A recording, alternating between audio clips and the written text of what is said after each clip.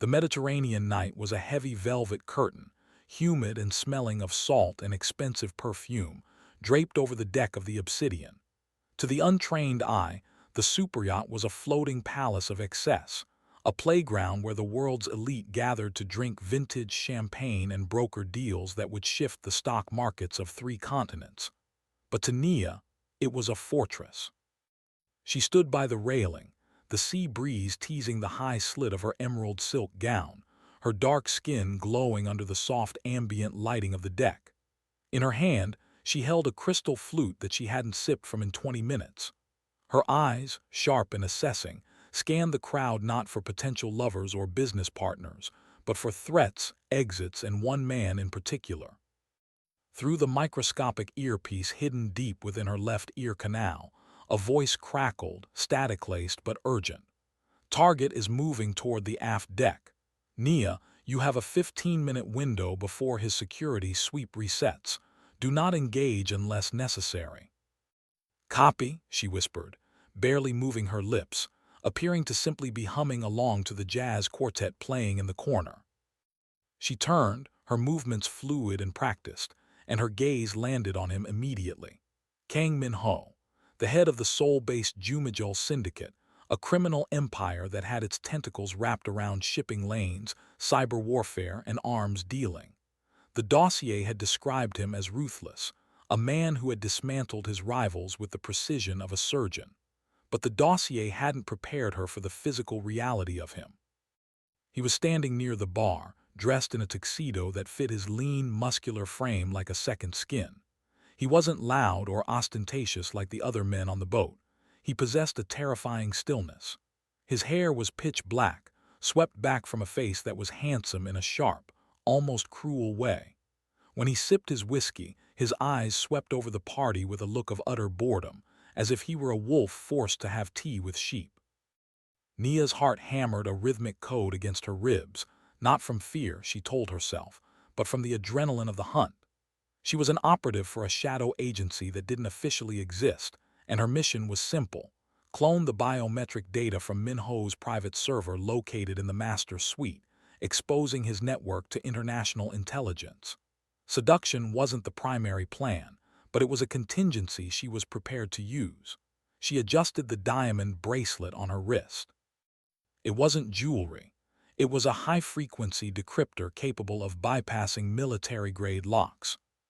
She began to move through the crowd, weaving between oil tycoons and models. She needed to get to the lower deck, to the restricted access stairwell. But just as she neared the corridor that led away from the party, the air pressure seemed to drop. The hairs on the back of her neck stood up. She felt eyes on her, heavy, calculating. She paused and glanced over her shoulder. Min-ho was looking directly at her. The distance between them was 30 feet, but it felt non-existent. He didn't smile. He didn't nod. He just watched her with an intensity that made her feel as though her gown had turned transparent.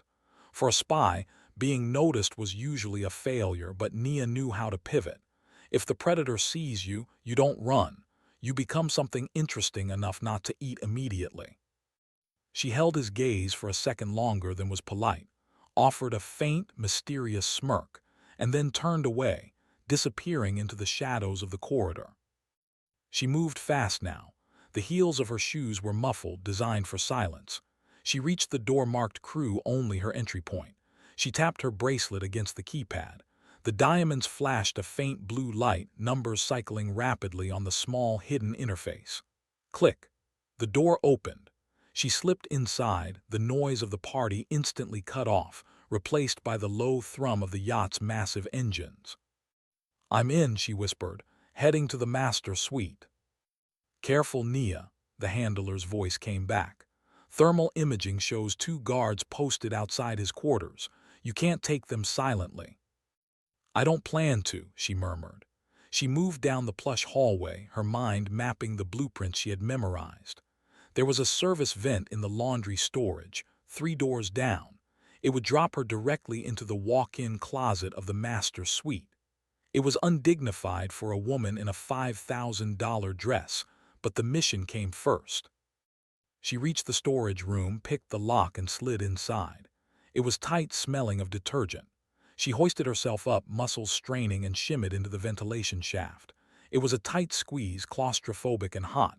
She crawled, counting the meters. 1, 2, 3, drop. She located the grate, peered through the slats, and saw rows of immaculately tailored suits. The closet. It was empty. She silently unlatched the grate and dropped to the floor, landing in a crouch. She was in the lion's den. The master suite was dimly lit, decorated in minimalist grays and blacks, with a wall of glass looking out over the churning dark ocean. On the heavy mahogany desk sat the target, a laptop connected to a secure hard drive. Nia moved to the desk, her fingers flying. She pulled a thin cable from her bracelet and plugged it into the drive. The screen flickered. Accessing, encryption detected, brute force initiated. Come on, she hissed. The progress bar crawled. 10%, 20%.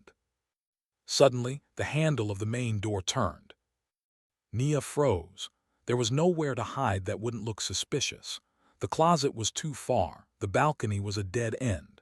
If she pulled the cable now, the data would corrupt and the mission would fail. If she stayed, she would be caught. Her handler was shouting in her ear, "Abort, get out." But Nia ignored him. She made a split-second decision. She yanked the cable out, data be damned for the moment, and instead of hiding, she grabbed a crystal decanter of scotch from the side table and poured 2 glasses. The door swung open. Kang Min-ho walked in. He wasn't alone. A massive bodyguard trailed him. Min-ho stopped dead in his tracks. He saw the open laptop, the slight disarray of papers, and then he saw her. Nia was leaning against the edge of his desk, the picture of nonchalance, holding a glass of amber liquid out toward him. "You have terrible security," she said, her voice smooth like honey over gravel. "I walked right in."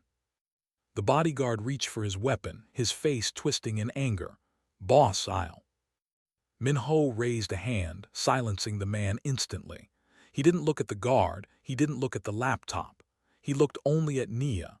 A slow, terrifying smile spread across his face. It wasn't a smile of amusement, but of recognition. "Leave us," Min-ho commanded, his voice deep and resonant. "But sir, she's an intruder. She could be an assassin," the guard protested. "If she wanted me dead, she would have poisoned the drink she's offering me," Min-ho said, walking slowly toward her. "Get out." The guard hesitated, glared at Nia, and backed out of the room, closing the heavy door with a thud. Now they were alone. The silence was thick, charged with a strange electricity. Min-ho walked until he was standing just inches from her. He was taller than he looked from a distance. The scent of him, sandalwood, tobacco, and cold ocean air, filled her senses. "Who are you?" he asked softly, taking the glass from her hand. His fingers brushed hers, and a jolt went through her that had nothing to do with fear. "Nia," she replied, holding her ground. "I was bored with the party. The conversation upstairs is pedestrian. I heard the owner of this vessel was a man of distinct tastes. I wanted to see if the rumors were true." Min-ho took a sip of the scotch, his dark eyes never leaving hers. He placed the glass down on the desk, right next to the laptop she had just been hacking. He tapped his finger on the computer lid. "You're lying," he said, his tone conversational. "You didn't come here for the view, and you didn't come here because you were bored. You bypassed a biometric lock, evaded 2 thermal sensors, and entered a room that is guarded by former special forces." He leaned in, his face so close she could feel his breath on her cheek. "You're a thief, or a spy." Nia's heart rate spiked, but she forced a smile. "And if I am?" Min-ho laughed, a low, dark sound. "Then you are the most interesting thing that has happened to me in 5 years. He reached out and traced the line of her jaw with his thumb, his touch possessive and dangerous. "But be warned, Nia. On this ship, curiosity doesn't kill the cat, it makes her my pet. Tell me, who sent you, or do I have to make you tell me?" The threat was veiled in seduction, but the danger was real. Nia realized in that moment that the mission had just changed. She wasn't just stealing data anymore. She was playing a game with a man who wrote the rules as he went along. And God help her, she wanted to see what his next move was. Nia didn't flinch. She knew that in the world of high-stakes espionage, fear was a scent, and men like Kang Min-ho were bloodhounds. She took a slow, deliberate sip of the scotch she had poured, the crystal glass cool against her fingertips, before meeting his gaze with a level stare. "I work for myself," she lied smoothly, the fabrication resting on her tongue as easily as the truth. "Corporate espionage. A rival shipping conglomerate in Shanghai wants to know your routes for the next quarter. Boring logistics, really. Not worth killing a woman over." Min-ho studied her face, searching for a micro-expression that would betray her. He stepped closer, crowding her space, his presence overwhelming. He reached out and took her wrist, the one wearing the diamond bracelet. He didn't look at her face, but at the jewelry. With a deft movement, his thumb pressed a hidden catch on the clasp that Nia hadn't even known existed. The bracelet popped open, revealing the intricate circuitry beneath the diamonds. "Corporate spies don't use NSA-level decryption hardware," Min-ho murmured, dropping the bracelet onto the desk. It clattered loudly in the silence. "And they certainly don't have the muscle density of a killer in their shoulders while wearing a dress that costs more than my bodyguard's annual salary." He looked back up, his eyes hard. "My security team is currently rebooting the localized jammer. Your earpiece is dead, Nia. You have no backup, no exit strategy, just me." Nia felt a cold spike of adrenaline. He was right. The static in her ear had gone silent moments ago. She was cut off. She shifted her weight imperceptibly, preparing to strike. A throat jab, a knee to the groin. She calculated the moves. But Min-ho didn't attack. Instead, he walked past her, moving to the wet bar. "You have 5 seconds to tell me the truth," he said, his back turned to her. 1. "I told you." 2. He picked up an ice tong. "Don't insult my intelligence." "I'm an independent contractor," Nia said, her voice dropping an octave, shedding the playful facade. "I was hired to verify if you were selling enriched uranium to the highest bidder. My client is concerned about global stability." Min-ho paused. 3, he whispered, but the count stopped there. He turned around, a look of genuine amusement on his face. "Uranium? That's so 1990s. I deal in information, Nia. Leverage. It's far more volatile than nuclear material." He walked back toward her, stopping only when their chests were inches apart. The tension in the room shifted from interrogation to something far more primal. The air felt thick, charged with heat. He looked down at her, and for a moment, Nia saw something other than the ruthless mob boss. She saw a man who was lonely at the top of his violent mountain, and who recognized a fellow climber. "You're beautiful," he said, the words slipping out almost involuntarily. "And dangerous. It's a terrible combination." He raised a hand, his fingers brushing a stray curl from her temple. Nia's breath hitched. She should be fighting him, incapacitating him, but his touch was magnetic. It was a deadly game of chicken, who would pull away first. Suddenly, the lights in the suite flickered and died. The emergency red lighting bathed the room in a bloody glow. The ship's engines groaned, the vibration under their feet changing pitch. Min-ho's expression transformed instantly. The seduction evaporated, replaced by the cold, sharp instinct of a predator. He grabbed Nia's arm, not romantically this time, but with bruising force, pulling her down behind the heavy mahogany desk. "Stay down," he hissed. "What is it?" Nia whispered, her hand instinctively going to the thigh slit of her dress where a ceramic knife was strapped. "We're not moving," Min-ho said, checking a glistening black pistol he had pulled from a hidden holster at the small of his back. "The engine rhythm changed. We're drifting. Someone cut the power." "A raid." "A coup," Min-ho corrected grimly. "My lieutenant, he's been ambitious lately." Before Nia could respond, the double doors of the suite were blown off their hinges. The explosion was deafening, sending splinters of wood and twisted metal flying across the room. Smoke billowed in, thick and acrid. 2 men in tactical gear stormed through the smoke, assault rifles raised. They weren't moving like police, they moved like hitmen. Min-ho didn't hesitate. He popped up from behind the desk, firing 2 shots in rapid succession. Bang! Bang! Both men dropped, chaos erupting in the hallway. "We can't stay here," Nia shouted over the ringing in her ears. "The balcony," Min-ho commanded.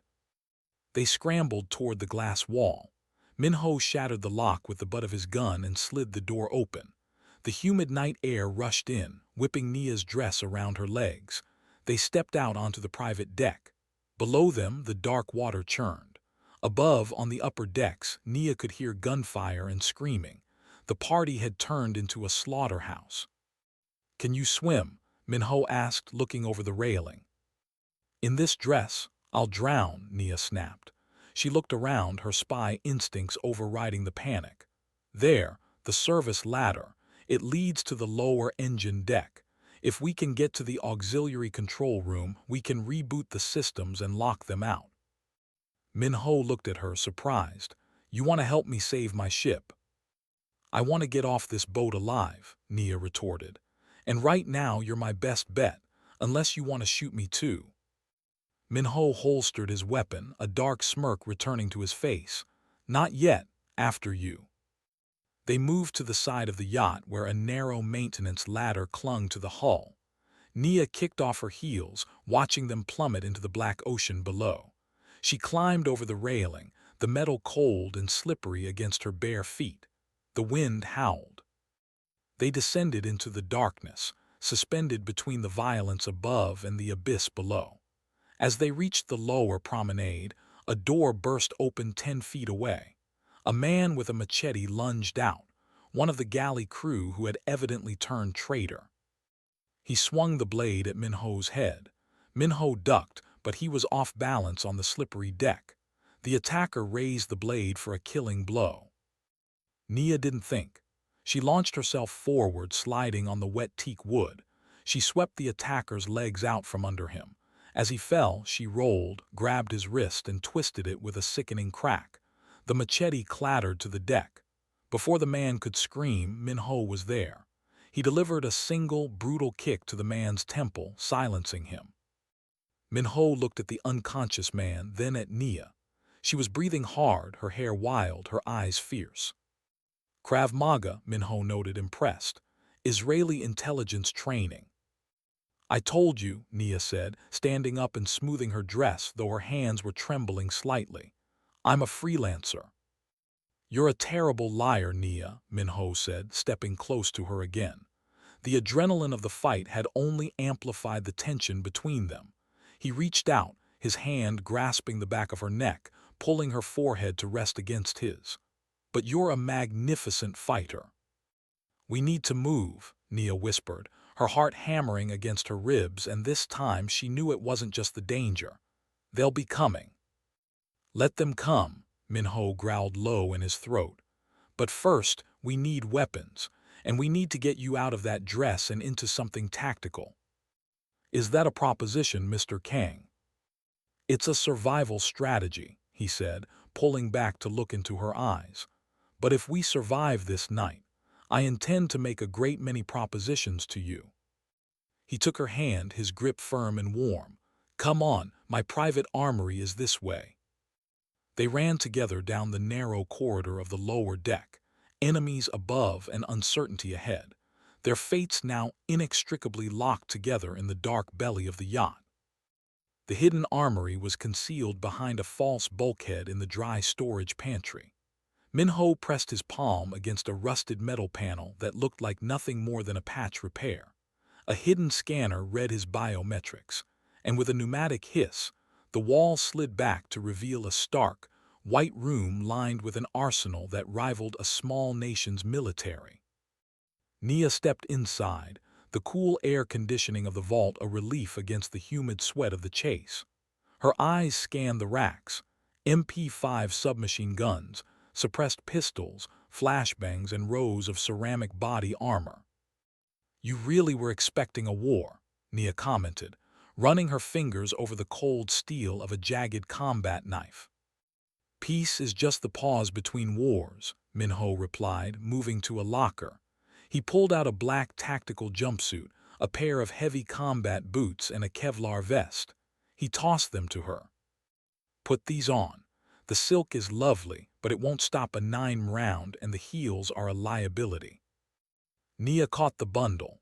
She looked at him, waiting for him to turn around. Min-ho didn't move. He stood leaning against the gun rack, arms crossed, watching her with that same intense, predatory gaze he had used in the master's suite. "Turn around, Kang," she said, though her voice lacked any real bite. "We don't have time for modesty, Nia," he said, his voice low. "Besides, I've already seen how you fight. I want to see how you prepare." Nia held his gaze for a second, then challenged him with a sharp arch of her brow. She reached behind her back and unzipped the emerald gown. It pooled to the floor in a shimmer of green silk, leaving her standing in her lace lingerie. She didn't hurry. She stepped into the tactical suit with the grace of a panther, zipping it up slowly, transforming from a society beauty into a soldier. She sat on a bench to lace up the boots, her movements efficient and sharp. When she stood up, she strapped the Kevlar vest tight across her chest and clipped a holster to her thigh. She grabbed a suppressed Sig Sauer P226 from the rack, checked the chamber, and slid it into the holster. Better. Min-ho pushed off the wall, walking over to her. He reached out, adjusting the collar of her suit, his knuckles grazing the pulse point of her neck. Her heart was beating fast, and he could feel it. "Much better. You look like you belong at my side now." "Don't get used to it," she murmured, though she didn't pull away. "So, who is trying to kill us? You mentioned a lieutenant." "Junwoo," Min-ho said, his jaw tightening. He grabbed a shotgun and a bandolier of shells. "He's been my right hand for 3 years. Efficient, brutal, but he lacks patience. He thinks I've gone soft because I'm expanding into legitimate shipping instead of sticking to drugs and guns. He wants the throne, but he doesn't understand the weight of the crown." "He has half your crew," Nia pointed out, grabbing 2 flashbang grenades, "and the element of surprise." "He has numbers," Min-ho corrected. "We have rage, and we have the ship." He hit a switch on the wall, and the lights in the armory went dark, leaving them in the shadows again. "The engine room is the heart. If we cut the main power, the emergency generators will only light the hallways. It will blind them. They're thugs, not soldiers. They can't fight in the dark. Can you?" Nia smirked in the gloom. "I was born in the dark." They exited the armory, moving like ghosts. The yacht was a labyrinth of steel corridors, vibrating with the tension of the coup. They moved toward the engine sector, checking corners. As they reached a junction near the crew mess hall, voices drifted around the bend. "Check the storage, find the boss, kill the girl." Min-ho looked at Nia and held up 3 fingers, 3 targets. He pointed to himself, then the left. He pointed to her, then the right. Nia nodded. She pulled a flashbang from her belt, pulled the pin, and rolled it around the corner. Bang! The explosion was a blinding white flash accompanied by a deafening crack. Screams of confusion erupted. Nia and Min-ho swung around the corner simultaneously. It was a choreographed dance of violence. Nia took the right side, double-tapping the closest gunman in the chest before he could raise his rifle. Min-ho unleashed the shotgun, the boom echoing like thunder in the confined space, sending the second man flying back against the bulkhead. The third man, blinded but firing wildly, sprayed bullets down the hall. Sparks showered around them. Min-ho grabbed Nia, shoving her into an open alcove as bullets chewed up the wall where her head had been a second ago. "Cover me," Min-ho shouted. Nia leaned out, firing 3 precise shots. One pinged off a pipe, the second hit the gunman's shoulder, spinning him around. The third silenced him. Silence returned, heavy and ringing. The air smelled of cordite and blood. "You're a good shot," Min-ho said, reloading his shotgun with practiced ease. There was a smear of soot on his cheekbone that made him look even more dangerous. "I aim to please," Nia replied, reloading her own magazine. She looked down at the bodies.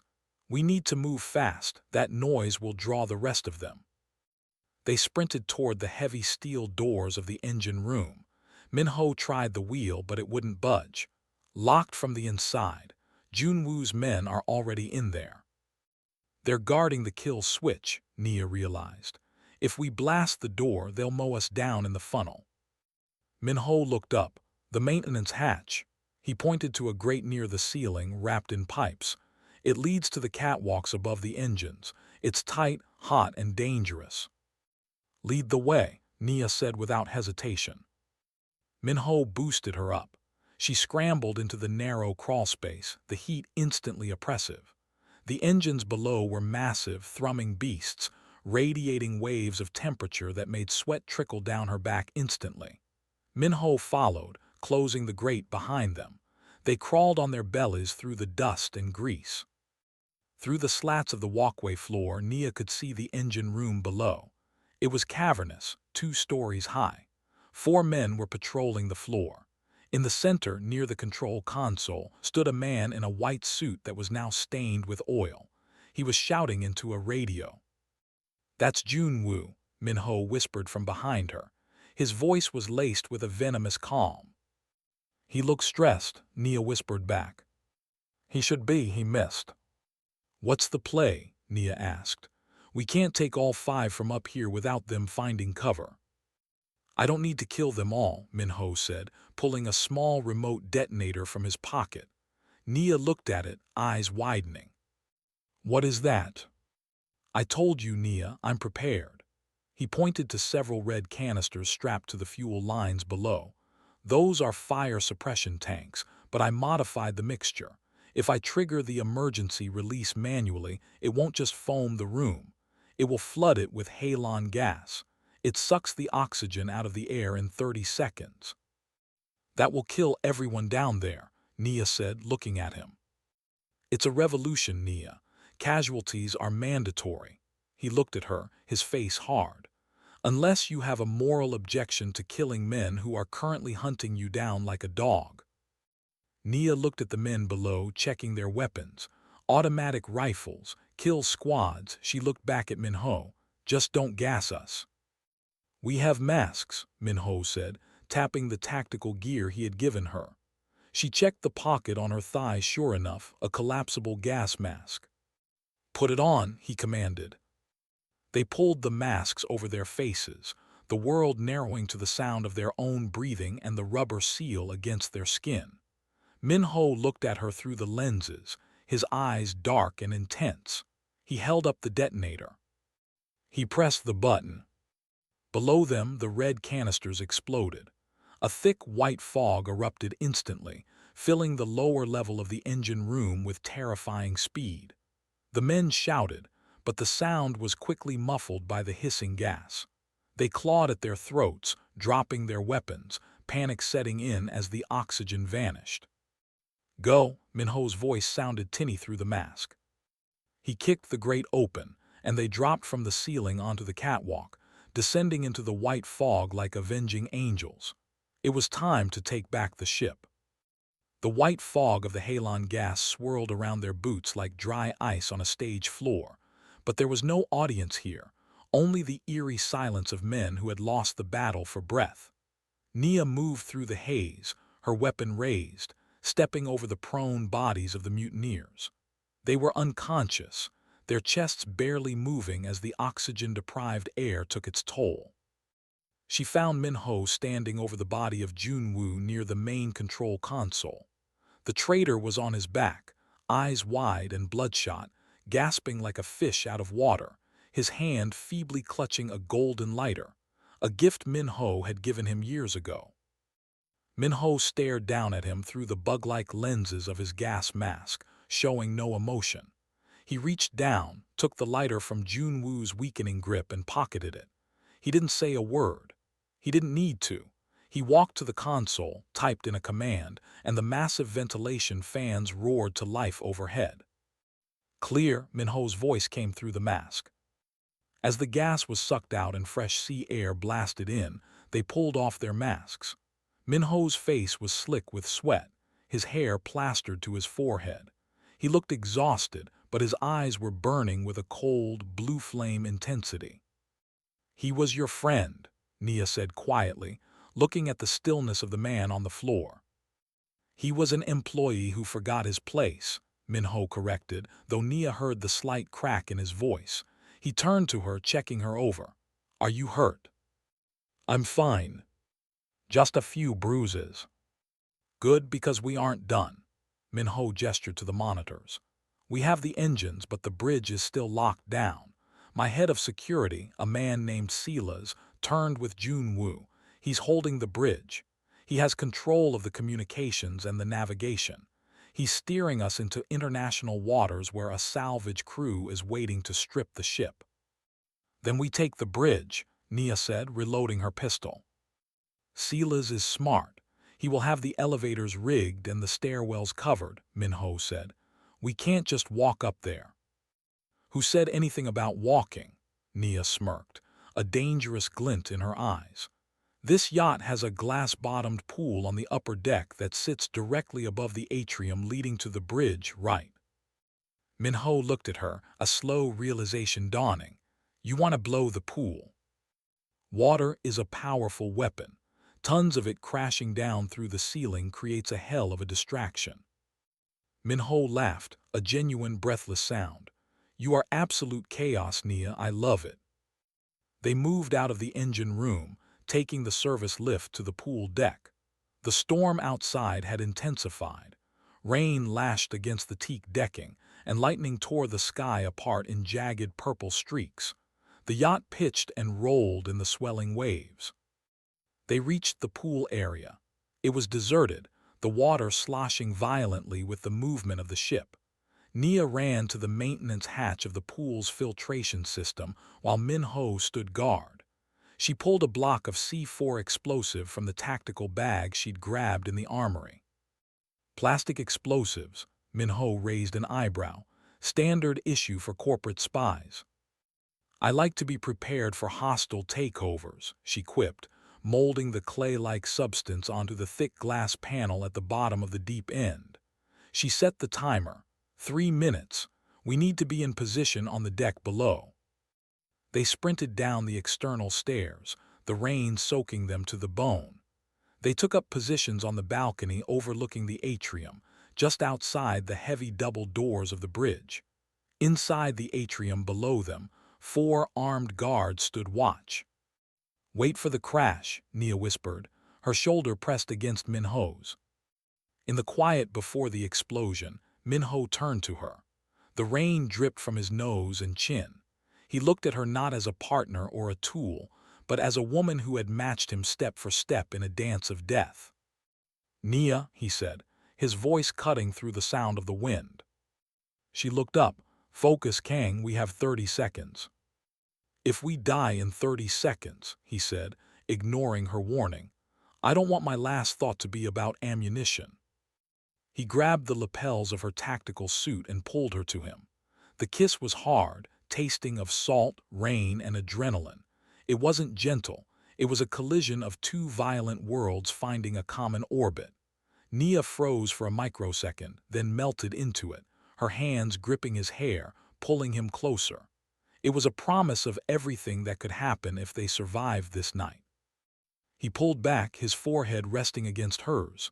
Don't die. You neither, boss, she whispered. Boom! The explosion above was deafening. The reinforced glass bottom of the pool shattered. Thousands of gallons of water, along with shards of glass and debris, crashed down into the atrium below. The 4 guards didn't stand a chance. They were swept away in a torrent of chlorinated violence, slammed against the walls and washed down the corridors. Now, Nia shouted.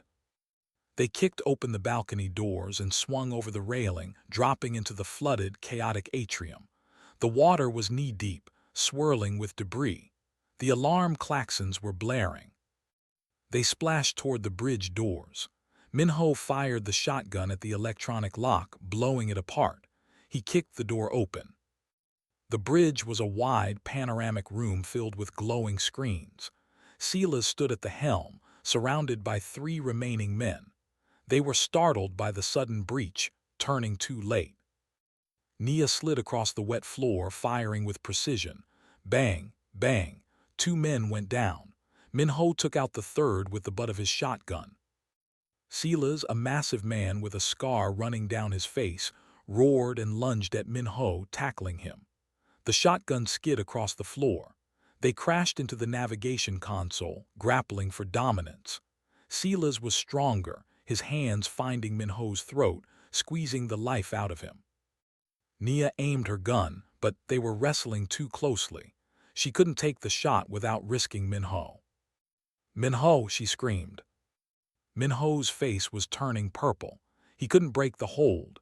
His hand flailed, searching the console. His fingers brushed against a flare gun kept for emergencies. He grabbed it, jammed the barrel into Silas's side, and pulled the trigger. The flare didn't fire into the air.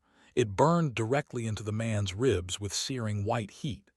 Silas screamed, a sound of pure agony, and released his grip, stumbling back. Min-ho gasped for air, coughing, and scrambled back. Nia didn't hesitate. She stepped forward and pistol-whipped Silas across the temple, knocking him unconscious instantly. Silence fell over the bridge, save for the beeping of alarms and the drumming of rain on the panoramic windows. Min-ho slumped against the console, rubbing his bruised throat. He looked up at Nia, who was standing over the fallen enemy, her chest heaving. "The ship is ours," she breathed out. Min-ho stood up slowly, swaying slightly. He walked over to the communications panel and canceled the distress beacon Silas had set to lure the scavengers. He locked the autopilot to a new course. Then he turned to Nia. The danger had passed, the adrenaline was fading, leaving only the raw, undeniable reality of what sat between them. "We have a problem, Nia," he said softly. "What, are there more men?" She raised her gun again. "No," Min-ho said, walking toward her until the barrel of her gun touched his chest. He lowered her hand gently. "The problem is that you came here to steal my secrets. You have my data on that drive. You saved my life. You helped me keep my empire." He looked deep into her eyes. "So what happens now? Do you turn me in, or do you walk away?" Nia looked at the man who, just moments ago, she had fought beside. She felt the weight of the encrypted drive in her pocket. It was her mission. It was her job. But looking at Min-ho, realizing the connection they had forged in blood and fire, she knew the dossier had been wrong. He wasn't just a target anymore. The final choice lay before her. Nia looked at the gun in her hand, then at the man standing before her. The bridge was silent, save for the rhythmic beeping of the navigation console and the dying storm outside. The adrenaline that had fueled their rampage through the ship was beginning to ebb, leaving behind a clarity that was sharp and terrifying. Slowly, deliberately, Nia holstered her weapon. She reached into the pocket of her tactical vest and pulled out the silver flash drive, the object that had brought her onto the Obsidian, the object that was worth millions to the intelligence community and life in prison for Kang Min-ho. She held it up between them, the metal glinting in the dim light of the console. "This drive contains everything," Nia said, her voice steady. "Your banking routes, your contacts in the murky underworld of arms dealing, the encryption keys to your servers. If I walk out of here with this, your empire crumbles by tomorrow morning." Min-ho didn't reach for it. He didn't beg. He simply watched her, his expression unreadable, though his eyes were dark with a mixture of resignation and hope. "I know," he replied softly. "I spent 10 years building it, and it took you one night to hold it in the palm of your hand." He took a step closer, ignoring the holster at her hip. "So, Nia, what is the verdict? Am I the monster your agency told you I was?" Nia looked at the drive, then back at him. She thought about the dossier she had memorized, the cold list of crimes and statistics. Then she thought about the last hour. She thought of the way he had moved to protect her in the hallway, the trust he had placed in her when they were crawling through the suffocating heat above the engines, and the way he had looked at her not as a pawn, but as an equal. "The dossier said you were a ruthless butcher," Nia said quietly. "It didn't mention that you fight for your people. It didn't mention that you have a code." "We all have a code," Min-ho said, "even spies." My code, Nia said, a small, sad smile playing on her lips, says I should finish the mission. She turned toward the shattered panoramic window. The rain had stopped, and the first gray light of dawn was bleeding into the horizon, turning the churning black ocean into a canvas of bruised purple and slate gray. The wind whipped her hair across her face. She raised her hand over the jagged railing. Nia. Min-ho's voice was tense. With a flick of her wrist, Nia tossed the drive. It spun through the air, a tiny silver spark against the vastness of the sea, before disappearing into the white-capped waves below. Gone. Nia exhaled, a breath she felt she had been holding since she stepped onto the yacht. She turned back to Min-ho. The relief on his face was instantaneous, followed immediately by a look of profound intensity. You just threw away your career, he said, stepping into her space, his warmth radiating against the chill of the morning air. You can't go back now. They'll hunt you. I was never good at following orders anyway, she whispered. And besides, I think I just found a better job offer. Min-ho laughed, a low, rumbling sound that seemed to vibrate through her chest. He reached out, his hand cupping her face, his thumb tracing the high curve of her cheekbone. His touch was gentle, a stark contrast to the violence of the night. I can promise you the benefits are significantly better, he murmured. But the hours are terrible and the hazards are extreme. I think I can handle myself, Nia replied, reaching up to cover his hand with hers. He leaned down and kissed her. This time there was no rush, no explosions, no impending death. It was a slow, claiming kiss, a seal on a pact made in blood and gunpowder. It tasted of survival. When they broke apart, the sun was just beginning to crest over the horizon, painting the sky in streaks of fire and gold. What now? Nia asked, looking out at the open water. The crew is either dead or in the brig. The ship is damaged. Min-ho looked at the horizon, his arms sliding around her waist, pulling her flush against his side. We limp to Portofino. I have a safe house there. We regroup. We rebuild. His eyes hardened slightly, the king reclaiming his throne. And then we find out who put Junwoo up to this. A coup like this doesn't happen without outside backing. I might have some ideas about that, Nia said, her mind already shifting back into strategist mode. The agency has files on your rivals. I may not have the drive, but I have a photographic memory. Min-ho smirked, looking down at her with admiration. A dangerous weapon indeed. It seems I didn't just save my ship, I acquired a queen. Partner, Nia corrected firmly. Partner, Min-ho agreed, kissing her forehead. He walked over to the comms console and picked up the localized microphone. His voice echoed through the ship, authoritative and calm. This is Kang Min-ho. The mutiny is over. Any surviving crew members who wish to remain in my employ report to the upper deck for cleanup. Anyone else can swim. He clicked the mic off and turned back to Nia. She was bathed in the golden morning light, her tactical suit stained with grease and soot, her hair wild, looking more magnificent than she ever had in the emerald silk gown. Come, he said, holding out his hand. Let's go watch the sunrise. We have a lot of work to do. Nia took his hand. She didn't look back at the broken door or the unconscious bodies of the men who had tried to kill them. She looked only at Min-ho and the horizon ahead. She had come to the Obsidian as a ghost, a spy meant to steal and vanish. She was leaving as something else entirely. She was no longer a shadow in someone else's story. She was part of the Empire now, and God help anyone who tried to stand in their way. As the superyacht cut through the waves, turning east toward the sun, Nia smiled. The mission was failed, but the adventure was just beginning.